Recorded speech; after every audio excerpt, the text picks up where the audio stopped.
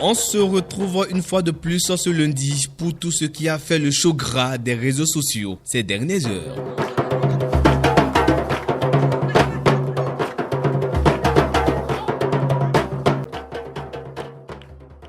Un roi échappe à un assassinat à Boycon ce samedi. Il s'agit du roi d'Akodonou Pobemambou. Après que les assaillants aient utilisé plusieurs tentatives pour éliminer le roi, ils ont été déroutés grâce à la population environnante du palais qui a par ailleurs entendu des coups de feu incessants. Sur le champ, l'un des malfaiteurs a été arrêté et gardé au commissariat et les autres ont réussi à prendre la poudre d'escampette. C'est hors la loi ont-ils été mandatés pour ce forfait? Les investigations sont ouvertes.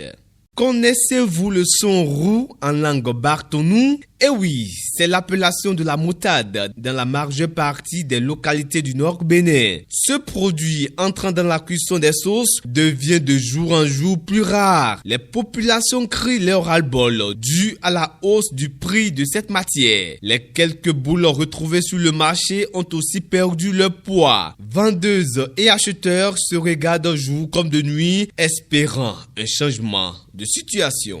Crise au sein de l'église du christianisme céleste, la hache de guerre est enterrée. Un conseil de transition pour reconstruire l'unité, la réunification de l'église est le fruit d'un dialogue entre les différentes tendances de la confession religieuse avec la médiation du président Patrice Talon. L'église du christianisme céleste était plongée depuis plusieurs années dans une crise institutionnelle. Un conseil supérieur de 15 membres de plusieurs pays ouest-africain va conduire la période de transition.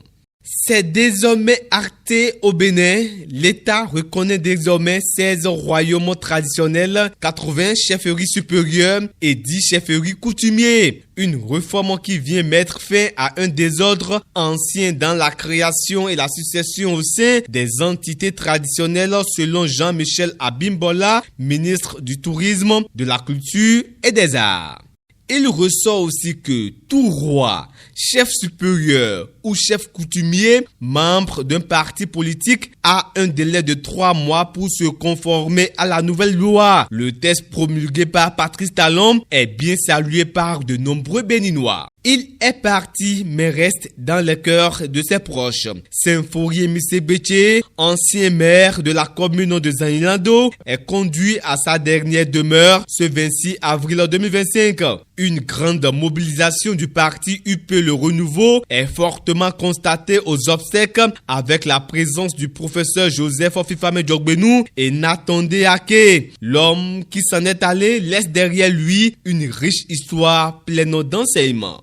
Fait insolite à Lélé, une localité de la commune d'Abomey. Un nouveau-né abandonné dans une broussaille par ses parents. De sexe masculin, le bébé est rapidement conduit au centre de santé pour des soins incessants. En attendant que les géniteurs de l'enfant soient retrouvés, je vous donne rendez-vous vendredi prochain pour de nouvelles informations. D'ici là, portez-vous bien, mais retenez que chaque jour est une vie. Travaillons à la beauté des choses.